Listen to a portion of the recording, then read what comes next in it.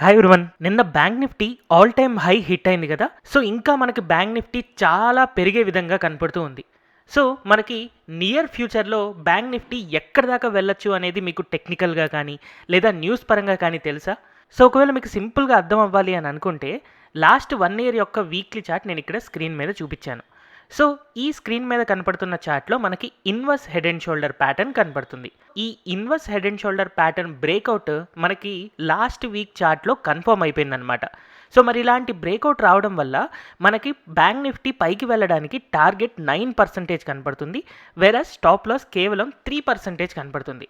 So దీన్ని in terms of numbers మనం మాట్లాడుకుంటే పైకి మనకి 52,000 దాకా టార్గెట్ ఉంటే కిందకి 47,000 దగ్గర స్టాప్ లాస్ ఉంది అని అనుకోవచ్చు. అంటే టార్గెట్ దాదాపు 9%, స్టాప్ లాస్ కేవలం 3%. కాబట్టి ఇప్పుడు ఇలాంటి టైంలో మనం ఏదైనా బిగ్ స్టాక్స్లో ఇన్వెస్ట్ చేస్తే మంచి రిటర్న్ సంపాదించవచ్చా అని నేను అనాలిసిస్ చేయడం ద్వారా ఒక 4 బిగ్ టార్గెట్స్ ఉన్న స్టాక్స్ని నేను ఫైండ్ అవుట్ చేయగలిగాను. సో ఈ 4 బిగ్ టార్గెట్స్ ఉన్న స్టాక్స్ గురించే ఈ వీడియోలో డిస్కస్ చేయబోతున్నాను. అందులో first stock Indus India bank. So ఇక్కడ మీకు స్క్రీన్ మీద ఇండస్ ఇండియా బ్యాంక్ యొక్క స్టాక్ చార్ట్ కనపడుతూ ఉంది. ఈ స్టాక్ 2020 ఫాల్ తర్వాత నుంచి మనకి హయ్యర్ హైస్ ఫామ్ అవుతూ పైకి వెళ్తూనే ఉంది. సో ఇలాంటి హయ్యర్ హైస్ ఫామ్ అవుతున్నప్పుడు ఈ స్టాక్ ప్రెజెంట్ ఇక్కడ ఒక ఫ్లాగ్ ప్యాటర్న్ లాగా ఫామ్ అవుతుందన్నమాట. సో ప్రెజెంట్ ఒక ఫ్లాగ్ పోల్ ఫామ్ అయ్యి ఈ రీజియన్లో కన్సాలిడేట్ అవుతూ ఉంది. సో ఈ కన్సాలిడేషన్ ఎప్పుడైతే మనకి పైకి బ్రేక్అవుట్ అవుతుందో అలాంటప్పుడు మనకి నెక్స్ట్ హయ్యర్ లెవెల్స్ వెళ్ళడానికి రెడీగా ఉంటుందన్నమాట. సో అందుకని మనకి ఇండస్ ఇండియా బ్యాంక్ కనుక 1660 రూపీస్ మీకు స్క్రీన్ మీద కనపడుతుంది చూడండి. ఈ 1660 రూపాయలు కనుక దాటి పైకి వెళ్ళింది అని అంటే దాని యొక్క నెక్స్ట్ ర్యాలీ స్టార్ట్ అవుతుంది. సో ఆ నెక్స్ట్ ర్యాలీ ఎక్కడ దాకా మనకు ఉండొచ్చు అని చెప్పి ఒక చిన్న ప్రిడిక్షన్ చేయడానికి ట్రై చేస్తే ప్రీవియస్ ఫ్లాగ్ పోల్స్ ఏవైతే ఉన్నాయో అన్ని పాయింట్స్ మళ్ళీ రేజ్ అవ్వడానికి ఛాన్స్ ఉంటుంది. సో మన కరెంట్ లెవెల్స్ నుంచి స్టాక్ 2300 రూపీస్ దాకా పెరిగే విధంగా కనపడుతూ ఉందన్నమాట. సో ఒకవేళ 2300 దాకా పెరిగితే ఈ ఇండస్ ఇండియా బ్యాంక్ అనేది 50% పెరిగినట్టు అవుతుంది. సో ఎట్ ప్రెజెంట్ మనం ఇండస్ ఇండియా బ్యాంక్లో ఇన్వెస్ట్ చేయడం ద్వారా 50% టార్గెట్ కోసం వెయిట్ చేయొచ్చు. వేరే స్టాప్ లాస్ మనకి రీసెంట్గా ఫామ్ అయిన మంత్లీ లో ఏదైతే ఉందో దాన్ని మనం స్టాప్ లాస్గా తీసుకుంటే కేవలం మనకి 10% స్టాప్ లాసే ఉంది. సో వెరాజ్ ఇక్కడ రిస్క్ రివార్డ్ అనేది నాకు 1:5 అంటే ఒకవేళ పోతే రూపాయి వస్తే 5 రూపాయలు అన్నట్టు ఉంది. కాబట్టి 10% స్టాప్ లాస్, 50% టార్గెట్ కోసం మనం ఇండస్ ఇండియా బ్యాంక్లో ఇన్వెస్ట్ చేసుకునే విధంగా కనపడుతూ ఉంది. అయితే టెక్నికల్గా ఇలా ఉంటే మరి ఫండమెంటల్గా ఎలా ఉంది అని మనం ఒకసారి ఇండస్ ఇండియా బ్యాంక్ని చూద్దాం. సో ఈ ఫండమెంటల్స్ చెప్పే ముందు మీకు ఒక 4 బేసిక్ స్టెప్స్ ఆఫ్ ఫండమెంటల్స్ చూపించాలి అని అనుకుంటున్నాను. ప్రతి కంపెనీకి సేల్స్ పెరగాలి, కానీ మినిమం ఎంత పెరగాలి? 8% పెరుగుతూ ఉండాలి. అలాగే ప్రతి కంపెనీకి ప్రాఫిట్ మినిమం 12% పెరుగుతూ ఉండాలి. నెక్స్ట్ అలాగే ఏ కంపెనీకైనా మంచి ఆపరేషనల్ బెనిఫిట్స్ కోసం ఇంక్రీజింగ్ ఈబీఐటీడీఏ ఉండాలి. అండ్ హై ఎర్నింగ్స్ ఈల్డ్ ఉంటే మంచి వాల్యుయేషన్లో కొంటున్నట్టు మనం స్టాక్స్ని అనుకోవచ్చు. ఈ 4 బేసిక్ స్టెప్స్ గురించి నేను ఆల్రెడీ నా ప్రీవియస్ వీడియోస్ లాస్ట్ 4 వీడియోస్లో చాలా క్లియర్గా ఎక్స్ప్లెయిన్ చేశాను. మీరు కావాలనుకుంటే ఫండమెంటల్ అనాలిసిస్ ప్లేలిస్ట్లో లెసన్ 1, లెసన్ 2, లెసన్ 3 అని చెప్పి మనకి ఆర్డర్లోనే ఉన్నాయి. సో ఈ పాయింట్స్ని మనం ఫండమెంటల్గా ఒకసారి చెక్ చేయడం కోసం నేను screener.inకి వెళ్తున్నాను. సో screener.inలో ఫస్ట్ ఆఫ్ ఆల్ నేను ఇండస్ ఇండియా బ్యాంక్ యొక్క స్టాక్కి ఓపెన్ చేస్తున్నాను. సో ఈ Indus India bank profit and loss స్టేట్మెంట్కి మనం వెళ్తే లాస్ట్ 3 ఇయర్స్గా ఈ కంపెనీ యొక్క రెవెన్యూ అనేది 8% పెరుగుతూ ఉంది. సో ఇందాక కూడా నేను బేసిక్ స్టెప్స్లో చెప్పాను కదా, మినిమం 8% అనేది ఒక కంపెనీ మనకి గ్రో అవుతూ ఉండాలి రెవెన్యూ అని. యావరేజ్గా ఇక్కడ నాకు 8% గ్రో అవుతుంది. అండ్ 8% రెవెన్యూ గ్రో అవుతున్నప్పుడు ప్రాఫిట్ అనేది ఇంకా ఫాస్ట్గా గ్రో అవ్వాలన్నమాట. ఒక 10%, 12% అలా గ్రో అయితే మంచిది. ఇక్కడ మనకి ఇండస్ ఇండియా బ్యాంక్ది లాస్ట్ 3 ఇయర్స్లో 19% ప్రాఫిట్ గ్రోత్ రికార్డ్ చేసింది. సో మనం అనుకున్న దానికంటే చాలా బెటర్గా పర్ఫామ్ చేస్తూ ఉందన్నమాట. కాబట్టి ఈ ఇండస్ ఇండియా బ్యాంక్ యొక్క షేర్ ప్రైస్ పెరగడానికి కొంతవరకు ఎక్కువ ఛాన్సెస్ ఉంటూ ఉంటాయి, ఎందుకంటే ఫండమెంటల్గా స్ట్రాంగ్గా ఉంది కాబట్టి. అండ్ నెక్స్ట్ ఆపరేషనల్ ప్రాఫిట్ చూడడం కోసం మనం బ్యాంకింగ్ సెక్టర్ స్టాక్స్లో ఫినాన్సింగ్ ప్రాఫిట్ చూస్తాము. సో ఈ ఫినాన్సింగ్ ప్రాఫిట్లో 2019 నుంచి 2022 దాకా కొన్ని బ్యాడ్ అసెట్స్ ఉండడం వల్ల ఇండస్ ఇండియా బ్యాంక్ లాసెస్లోకి వెళ్ళింది. కానీ తర్వాత క్లియర్గా ప్రాఫిట్స్లోకి గ్రో అవుతూ ఇప్పుడు చాలా బెటర్ అవుతూ ఉంది. మరి యాక్చువల్గా ఇంత బెటర్ అవుతున్న స్టాక్ ఖచ్చితంగా మనకి ఆల్ టైమ్ హైలోనో లేకపోతే ఇంకా చాలా పెరిగిపోయో ఉండాలి. కానీ ఈ స్టాక్ చార్ట్ కనుక మనం అబ్జర్వ్ చేసామనుకోండి, లాస్ట్ 10 ఇయర్స్ చార్ట్ నేను ఇక్కడ ఓపెన్ చేస్తున్నాను. సో 10 ఇయర్స్ చార్ట్ వైజ్ చూస్తే ఆల్ టైమ్ హై దీనికి దాదాపు 2000 రూపీస్ దగ్గర ఉంది. But as of now stock మాత్రం కేవలం 1500 600 దగ్గర ట్రేడ్ అవుతూ ఉందన్నమాట. అంటే మనం ఒకసారి ప్రాఫిట్ అండ్ లాస్ స్టేట్మెంట్లో చూస్తే 2017-18లో ఈ స్టాక్ అనేది ఆల్ టైమ్ హై హిట్ అయింది. అప్పుడు దీనికి కేవలం రెవెన్యూ అనేది 14,000 17,000 కోట్లే ఉంది. బట్ ఇప్పుడు ఆ కంపెనీకి రెవెన్యూ 43,000 కోట్లు ఉంది. అంటే దాదాపు 4 రెట్లు ఈ కంపెనీ లాస్ట్ 5 ఇయర్స్లో 6 ఇయర్స్లో పెరిగిపోయింది. And even overall net profit చూసినా కూడా అప్పట్లో ఒక 2,000 క్రోర్స్ ఉన్న రెవెన్యూ ఇప్పుడు దాదాపుగా 8,000 క్రోర్స్ దాకా పెరిగింది. సో క్లియర్గా ఈ కంపెనీ యొక్క రెవెన్యూ కానీ లేదా ప్రాఫిట్ కానీ మనకి 4 టైమ్స్ ఇంక్రీజ్ అయ్యాయి కదా. మరి అలాంటప్పుడు షేర్ ప్రైస్ మాత్రం పెరగట్లేదు. అందుకనే ఇక్కడ నుంచి మనం ఈ స్టాక్లో ఒక మంచి వాల్యూ పిక్ అనుకొని ఇన్వెస్ట్ చేయడం ద్వారా దీంట్లో మనం మంచి రిటర్న్స్ని ఎక్స్పెక్ట్ చేయొచ్చు. అంతకుముందు ఏదైతే దీని యొక్క ఆల్ టైమ్ హై 2,000 రూపీస్ ఉందో ఆ 2,000 రూపీస్ని దాటే విధంగానే ప్రజెంట్ స్టాక్ యొక్క చార్ట్ కూడా మనకి పైకి మూవ్ అవుతూ క్లియర్గా కనపడుతూ ఉందన్నమాట. అండ్ ఒకసారి ఈ కంపెనీ యొక్క పియర్స్ డేటాలో నేను ఎర్నింగ్స్ ఈల్డ్ని కనుక అబ్జర్వ్ చేస్తే మనకి బ్యాంకింగ్ సెక్టార్లో అన్నిటికంటే హైయెస్ట్ ఎర్నింగ్స్ ఈల్డ్ కూడా మనకి ఇండస్ ఇండియా బ్యాంకే ఉంది. అంటే మంచి అండర్ వాల్యుయేషన్లో ఉన్న బ్యాంకింగ్ స్టాక్ ఏంటి అంటే మనం నెంబర్ 1 పొజిషన్లో ఇండస్ ఇండియా బ్యాంక్ని పెట్టచ్చు. ఎందుకంటే ఎర్నింగ్స్ ఈల్డ్ అనేది అన్నిటికంటే దానికే ఎక్కువగా కనబడుతూ ఉందన్నమాట. సో ఫండమెంటల్గా రెవెన్యూ అండ్ ప్రాఫిట్ గ్రోత్ కనబడుతుంది. ఎర్నింగ్స్ ఈల్డ్ ప్రకారం మనకి స్టాక్ అండర్ వాల్యుయేషన్లో కనపడుతుంది. కాబట్టి నా first pick Indus India bank going ahead మనకి 50% పెరిగే విధంగా కనపడుతూ ఉంది అని చెప్పి నేను అనాలిసిస్ చేసుకున్నాను. అండ్ నా లిస్ట్లో ఉన్న సెకండ్ స్టాక్ వచ్చేసి కోటక్ మహీంద్రా బ్యాంక్. ఇక్కడ నేను కోటక్ మహీంద్రా బ్యాంక్ యొక్క మంత్లీ చార్ట్ ఓపెన్ చేశాను. యాజ్ ఆఫ్ నౌ మనం కోటక్ బ్యాంక్ యొక్క చార్ట్ అబ్జర్వ్ చేస్తే ఈ పర్టికులర్ స్టాక్ అనేది మనకి ఒక ఫ్లాగ్ పోల్ ఫామ్ అయ్యి తర్వాత కన్సాలిడేట్ అవుతూ ఫ్లాగ్ షేప్లో మనకి ఇలాగా ఒక ట్రయాంగిల్ షేప్లో మనకి మూవ్ అవుతూ ఉందన్నమాట. ఈ ట్రయాంగిల్ షేప్ యొక్క బ్రేక్అవుట్ మనకి పైకి రావాలి అని అంటే 2000 లెవెల్ దాటింది అని అంటే కోటక్ మహీంద్రా బ్యాంక్ మనకి నెక్స్ట్ హయ్యర్ లెవెల్స్కి రెడీ అవుతుంది అని అనుకోవచ్చు.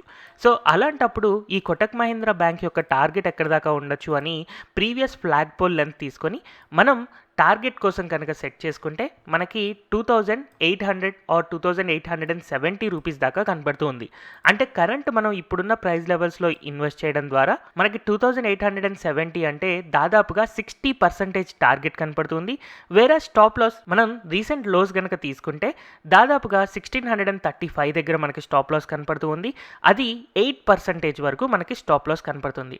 సో రిస్క్ రివార్డ్ అబ్జర్వ్ చేస్తే 1:7 కనపడుతుంది అనమాట. అంటే పోతే ₹1 కానీ వస్తే ₹7 మనం సంపాదించవచ్చు. అందుకనే కోటక్ మహీంద్రా బ్యాంక్ నా సెకండ్ బెస్ట్ పిక్గా ఉందన్నమాట. సో ఈ కోటక్ మహీంద్రా బ్యాంక్లో మనం దాదాపుగా 60% టార్గెట్ ఎక్స్పెక్ట్ చేయొచ్చు. అండ్ వేరే స్టాప్ లాస్ వచ్చేసి 8% నుంచి 10% అనుకోవచ్చు. సో ఇప్పుడు మనం కోటక్ బ్యాంక్ యొక్క ఫండమెంటల్స్ని అబ్జర్వ్ చేద్దాం. సో కోటక్ మహీంద్రా బ్యాంక్ యొక్క ప్రాఫిట్ అండ్ లాస్ స్టేట్మెంట్కి వెళ్తే 2018-19లో ఈ కంపెనీ యొక్క రెవెన్యూ అనేది 25,000 క్రోర్స్ లేదా 30,000 క్రోర్స్ వరకు ఉన్నది. ఇప్పుడు 53,000 క్రోర్స్ వరకు పెరిగింది. లాస్ట్ ఇయర్ నుంచి ఈ ఇయర్కి కూడా దాదాపు 20% రెవెన్యూ గ్రోత్ కనిపించింది.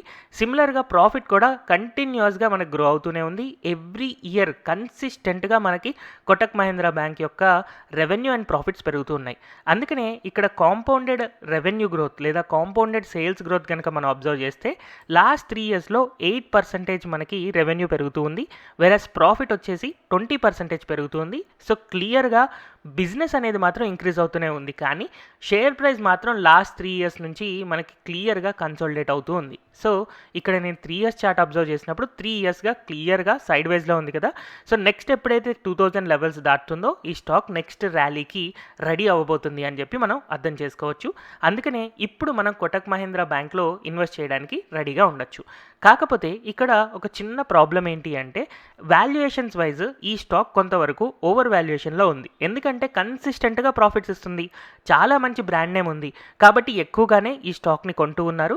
అందుకనే ఎర్నింగ్స్ ఈల్డ్ చూస్తే హెచ్డిఎఫ్సి బ్యాంక్తో కానీ లేదా ఐసిఐసిఐ బ్యాంక్ కానీ లేదా యాక్సిస్ బ్యాంక్ కానీ వీటితో కంపేర్ చేసుకుంటే ఒక రకంగా కోటక్ మహీంద్రా బ్యాంక్ అనేది ఓవర్ వాల్యుయేషన్లో ఉన్నట్టు అనమాట. బట్ స్టిల్ మనకి growth wise axis bank, ICICI and HDFC కంటే కూడా బెటర్ గ్రోత్ రికార్డ్ చేసింది కాబట్టే ఖచ్చితంగా దీంట్లో ఓవర్ వాల్యుయేషన్ వెళ్ళింది.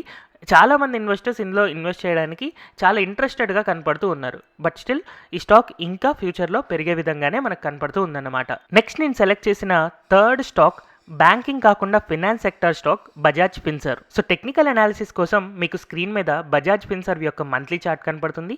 సో ఈ బజాజ్ ఫిన్సర్వ్ కూడా క్లియర్గా ఒక ఫ్లాగ్ పోల్ ఫామ్ అయ్యి యాజ్ ఆఫ్ నౌ ఒక ట్రయాంగిల్ షేప్లో కన్సాలిడేట్ అవుతూ ఉంది.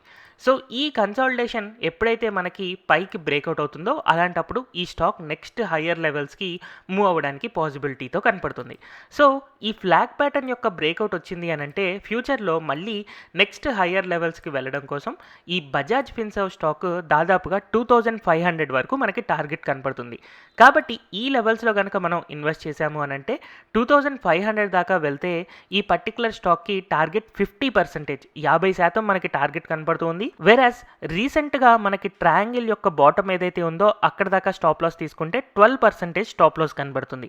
అంటే మనకి రిస్క్ రివార్డ్ అబ్జర్వ్ చేసినప్పుడు ₹1 రిస్క్ ఉంటే రివార్డ్ ₹4 వరకు మనకు కనపడుతుంది. 1:4 రిస్క్ రివార్డ్ కాబట్టి పోతే ₹1 వస్తే ₹4 అన్న కాన్సెప్ట్తో మనం ఈ స్టాక్లో ఇన్వెస్ట్ చేసుకోవచ్చు. సో ఇక్కడ బజాజ్ ఫిన్సర్వ్ మనకి టార్గెట్ 2500 వరకు మనం ఎక్స్పెక్ట్ చేసుకోవచ్చు. వెరాస్ స్టాప్ లాస్ మనకి ₹1470 అనేది స్టాప్ లాస్గా కనపడుతుంది. ఉంది. సో ఈ బజాజ్ ఫిన్సర్వ్ యొక్క ఫండమెంటల్స్ మనం అబ్జర్వ్ చేద్దాం. సో బజాజ్ ఫిన్సర్వ్ని మనం ప్రాఫిట్ అండ్ లాస్ స్టేట్మెంట్కి వెళ్ళినప్పుడు లాస్ట్ 3 ఇయర్స్లో మనం అబ్జర్వ్ చేస్తే రెవెన్యూ గ్రోత్ అనేది 15% ఉంది. మనకి జనరల్గా 8%, 10% మినిమం ఉండాలి అని అనుకుంటాం. 15% ఉంది అంటే ఎక్స్ట్రాడినరీ అనేది మనం అనుకోవచ్చు. మరి రెవెన్యూ 15% పెరిగినప్పుడు ప్రాఫిట్ అంతకంటే ఎక్కువ పెరగాలి కదా. సో ఇక్కడ లాస్ట్ 3 ఇయర్స్లో మనం ప్రాఫిట్ అబ్జర్వ్ చేస్తే 24% పెరిగింది. సో ఎక్స్ట్రాడినరీగా ప్రాఫిట్ కూడా పెరిగింది. సో నేను లాస్ట్ 3 ఇయర్స్ డేటా లేదా last 3 years chart price chart observe చేస్తే క్లియర్గా సైడ్ వైజ్ కన్సాలిడేషన్లో ఉంది. ఎందుకంటే ఒకేసారి ఓవర్ వాల్యుయేషన్లోకి వెళ్ళిపోయింది కాబట్టి కన్సాలిడేట్ అవుతూ ఉందన్నమాట. సో ఈ కన్సాలిడేషన్ ఎప్పుడైతే మనకి బ్రేక్అవుట్ అవుతుందో ఇమీడియట్గా మనకి హయ్యర్ లెవెల్స్ వెళ్తూ టార్గెట్ హిట్ అవుతూ ఉండొచ్చు. అయితే ఈ కంపెనీ యొక్క పీర్ డేటా మనం అబ్జర్వ్ చేస్తే కొంతవరకు ఈ స్టాక్ అనేది ఫెయిర్లీ వాల్యూడ్ లేకపోతే అండర్ వాల్యుయేషన్లోకి వచ్చింది అనే మనం అనుకోవచ్చు. ఎందుకంటే మన దాని యొక్క పీర్స్ లైక్ బజాజ్ ఫినాన్స్ యొక్క ఎర్నింగ్స్ ఈల్డ్ 5 ఉంది and Jio financial services 0.02, Chola financials 5.95. So ఇలాగా మనకి స్టాక్స్ ఏవైతే మనకి ఇక్కడ ఎర్నింగ్స్ ఈల్డ్ అబ్జర్వ్ చేస్తున్నామో హైయెస్ట్ ఎర్నింగ్స్ ఈల్డ్ అనేది మనకి బజాజ్ ఫిన్సర్వ్లో కనపడుతూ ఉంది. కానీ ఇంకా బెటర్ ఉన్న ఎర్నింగ్స్ ఈల్డ్ ఉన్న స్టాక్ ఒకటి మనకు కనపడుతూ ఉంది, శ్రీరామ్ ఫినాన్స్. అండ్ నా టాప్ స్టాక్ పిక్లో బజాజ్ ఫిన్సర్వ్ తర్వాత నెక్స్ట్ నేను డిస్కస్ చేయబోయే స్టాక్ 4th స్టాక్ కూడా శ్రీరామ్ ఫినాన్సే. సో మీకు ఇక్కడ స్క్రీన్ మీద శ్రీరామ్ ఫినాన్స్ యొక్క మంత్లీ చార్ట్ అనేది కనపడుతుంది.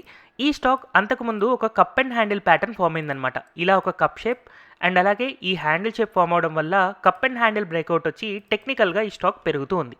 సో దీని యొక్క టార్గెట్ మనం అబ్జర్వ్ చేసినప్పుడు ఇన్ని పాయింట్స్ మనకి అంటే కప్ షేప్ ఏదైతే ఉందో అన్ని పాయింట్స్ ఫ్యూచర్లో పెరుగుతుంది అని అనుకుంటారు.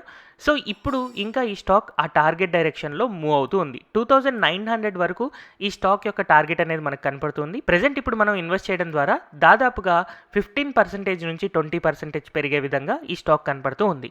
అయితే ఈ స్టాక్ ఇప్పుడు స్టాప్ లాస్ మనకి చాలా కిందకు ఉందన్నమాట. 1740 దాకా ఉంది. అంటే 30% స్టాప్ లాస్ ఉంది. వేరే టార్గెట్ కేవలం 15% ఉంది. బట్ స్టిల్ ఈ స్టాక్ రీసెంట్ టైం ఫ్రేమ్లో తొందరగా పెరగడానికి వన్ ఆఫ్ ది రీజన్ ఏంటి అంటే నిఫ్టీ ఇండెక్స్లోకి శ్రీరామ్ ఫినాన్స్ని మళ్ళీ బ్యాక్ యాడ్ చేయబోతున్నారు. సో అది ఆబ్వియస్గా ఒక పాజిటివ్ న్యూస్ అవుతుంది. మ్యూచువల్ ఫండ్స్ అన్నిటి నుంచి కూడా మళ్ళీ నిఫ్టీ 50 స్టాక్స్లో ఇన్వెస్ట్ చేయడం కోసం శ్రీరామ్ ఫినాన్స్లో ఇన్వెస్ట్మెంట్స్ పెరుగుతాయి కాబట్టి స్టాక్ ప్రైస్ పెరగడానికి స్కోప్ ఎక్కువగా కనపడుతుంది. అందుకనే ఈ స్టాక్ స్టాప్ లాస్ హిట్ అవడం కంటే కూడా టార్గెట్ని తొందరగా వెళ్ళి హిట్ అయ్యే ఛాన్సెస్ ఎక్కువగా కనపడుతున్నాయి. అందుకనే నేను ఈ స్టాక్ని ఈవెన్ దో నా స్టాప్ లాస్ అనేది చాలా ఎక్కువగా ఉన్నా కూడా వన్ ఆఫ్ ది పిక్గా నేను సెలెక్ట్ చేసుకున్నాను. యాక్చువల్గా దీన్ని మనం వన్ ఆఫ్ ది మిస్డ్ ఆపర్చునిటీగా అని అనుకోవచ్చు. బట్ స్టిల్ ఇంకా 15 to 20% రిటర్న్స్ నాకు తీసుకోవాలి అని అనుకుంటే ఈ శ్రీరామ్ ఫినాన్స్లో మనకి కనిపించే విధంగా ఉంది. సో ఈ శ్రీరామ్ ఫినాన్స్ యొక్క ఫండమెంటల్స్ మనం అబ్జర్వ్ చేస్తే మనం రీసెంట్గా profit and loss statement last 3 ఇయర్స్లో అబ్జర్వ్ చేస్తే రెవెన్యూ గ్రోత్ 23% ఉంది. వేరాజ్ ప్రాఫిట్ గ్రోత్ 34% కనపడుతూ ఉంది. సో రెవెన్యూ మినిమం మనకి 8% పెరగాలి, ప్రాఫిట్ మినిమం 12% పెరగాలి. మినిమం కంటే చాలా ఎక్కువ ఇన్ఫ్యాక్ట్ డబల్ ఆర్ ట్రిపుల్ ఎక్కువగా పెరుగుతూ ఉంది కాబట్టి ఈ స్టాక్లో అంత ఫాస్ట్ రిటర్న్స్ అనేవి మనకి కనపడుతూ ఉన్నాయన్నమాట. సో అలాగే ఈ కంపెనీ యొక్క ఫినాన్సింగ్ ప్రాఫిట్స్ కూడా కన్సిస్టెంట్గా గ్రో అవుతూనే ఉన్నాయి. మధ్యలో కోవిడ్ పీరియడ్లో కొంతవరకు ఈ కంపెనీ సఫర్ అయింది. బట్ దాని తర్వాత పికప్ అయిపోయి చాలా బాగా గ్రో అవుతూ ఉంది. అంత ర్యాపిడ్ గ్రోత్ వస్తుంది కాబట్టి షేర్ ప్రైస్ కూడా దాన్ని ఫాలో అవుతూ గ్రో అవుతూ ఉంది. అండ్ పియర్స్లో మనం ఇందాకే అబ్జర్వ్ చేసాం హైయెస్ట్ మనకి ఎర్నింగ్స్ ఈల్డ్ అనేది శ్రీరామ్ ఫినాన్స్లో కనపడుతుంది. అందుకే అండర్ వాల్యుయేషన్లో ఉంది అని కూడా అనుకోవచ్చు. అందుకే ఇక్కడ నేను స్టాక్‌లో ఈవెన్ దో 30% స్టాప్ లాస్ ఉన్నా కూడా అండర్ వాల్యుయేషన్‌లో ఉంది. అండ్ అలాగే గ్రోత్ గనక మనం అబ్జర్వ్ చేస్తే బజాజ్ ఫిన్సర్వ్ కంటే కూడా ఫాస్ట్ గ్రోత్ కనపడుతుంది. ఫినాన్స్ సెక్టార్‌లో ఉన్న టాప్ స్టాక్స్‌తో పోలిస్తే ఫాస్టెస్ట్ గ్రోత్ మనకి శ్రీరామ్ ఫినాన్స్‌లోనే ఉంది కాబట్టి ఈ స్టాక్ పడడానికి చాలా తక్కువ ఛాన్సెస్ ఉంటాయి. తొందరగా మనకి 15-20% టార్గెట్ హిట్ అయిపోతుంది అని చెప్పి నేను నా టాప్ 4 స్టాక్స్ లిస్ట్‌లో ఈ స్టాక్స్‌ని తీసుకున్నాను. మనం ఎలా అయితే మన డబ్బుల్ని రియల్ ఎస్టేట్‌లో కొంత, గోల్డ్‌లో కొంత, స్టాక్స్‌లో కొంత ఇన్వెస్ట్ చేస్తూ ఉంటామో ఈవెన్ స్టాక్స్‌లోకి వచ్చినప్పుడు కూడా మన మనీని డైవర్సిఫై చేసుకుంటూ ఉండాలి. సో మీరు నేను ఇప్పుడు చెప్పిన స్టాక్స్‌ని మీ ఓన్ అనాలిసిస్ చేసుకొని ఏవైతే మీకు ఇన్వెస్ట్మెంట్‌కి మంచిగా అనిపిస్తాయో అలాంటి స్టాక్స్‌లో కూడా స్టిల్ మీరు డైవర్సిఫై చేసుకొని మనీ ఇన్వెస్ట్ చేసుకుంటే మంచిది. అండ్ మోర్ ఓవర్ ఎప్పుడైనా సరే మీరు ఏదైనా న్యూస్ చూసినా లేదా యూట్యూబ్‌లో ఏదైనా వీడియో చూసినా ఇమ్మీడియట్‌గా వెళ్ళి ఆ స్టాక్స్‌లో ఇన్వెస్ట్ చేయొద్దు. కుదిరినంతగా మీకు తెలిసిన విషయాలు ఏవైతే ఉన్నాయో వాటికి సంబంధించిన అనాలిసిస్‌ని ఆ పర్టిక్యులర్ స్టాక్స్ మీద చేసి దాని తర్వాత మాత్రమే మీ ఓన్ డెసిషన్ తీసుకోండి. హోప్ ఈ వీడియో నుంచి కరెంట్ సినారియోలో ఎలాంటి బ్యాంకింగ్ లేదా ఫినాన్స్ స్టాక్స్‌లో ఇన్వెస్ట్ చేస్తే మంచిది అనేది మీరు తెలుసుకున్నారు అని అనుకుంటున్నాను. సో ఈ వీడియో నచ్చినట్టయితే don't forget to like, share and subscribe to Telugu stock channel. Thank you everyone for watching this video.